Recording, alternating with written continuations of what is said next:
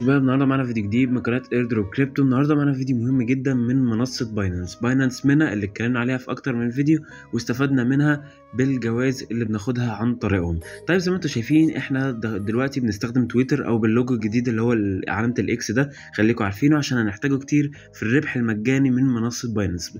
باينانس بتدي لك كل اسبوع مسابقه جميله جدا وسؤال سهل جدا ممكن حتى تبحث عليه في جوجل وتقدر تجاوبه وتقدر تكون من الثلاثة الفايزين في كل اسبوع، بتاخد عليه $50 من منصة باينانس. وزي ما انتم شايفين ده العرض اللي قدامك اهو، بيقول لك المسابقة الاسبوعية اهو زي ما انت شايف، بيقول لك ماذا تسمى اصغر وحدة من الايثيريوم؟ طبعا اسمها وي، العملة دي اسمها وي اللي هي اصغر وحدة من الايثيريوم. طبعا اللي مش عارف الاجابة اكيد انت عرفتها من الفيديو دلوقتي، ولو مثلا نفترض انت ما شفتش الفيديو مثلا وعارف الفكرة بتعملها ازاي، كل اللي عليك بتخش تحت كده اجابة منتشرة، تمام اهي زي ما انت شايف مكتوب وي WEI زي ما انت شايف اهو، the smallest او الاصغر، واحد بيكتبها بالانجليزي مثلا ده اجنبي، تمام، بيقول لك اهو ان هي اسمها وي. هي طبعا زي ما انتم شايفين اغلب كله كاتبها وي، فطبعا دي الاجابه. الفكره بقى ازاي الفايز بيختاروا عشوائي، هي ملهاش علاقه مين اللي كتب الاول مين اللي كتب متاخر، تمام. كل اللي عليك بتعمل 3 حاجات بس، بتعمل لايك وبتعمل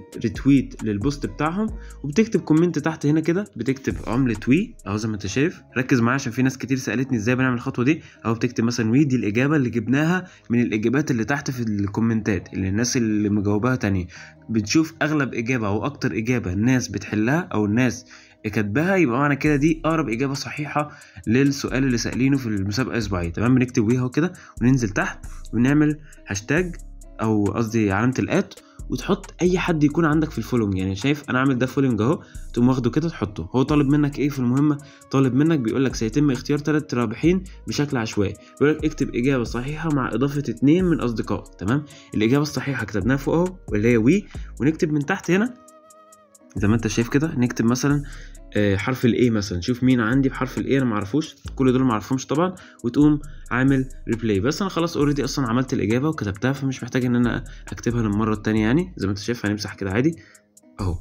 هوري لك البوست بتاعي دلوقتي ان انا كاتب لك الاجابه زي ما انت شايف، ادي الاكونت الرسمي بتاعي والحساب الرسمي بتاعي اهو زي ما انت شايف كاتب الاجابه وحطيت 3 اشخاص. يعني مش فارقه العدد، الفكره مش ان انت تكون عارفهم، الفكره ان انت تكون عملت منشن وهم هيقبلوك لو انت طلعت من الفايزين، تمام.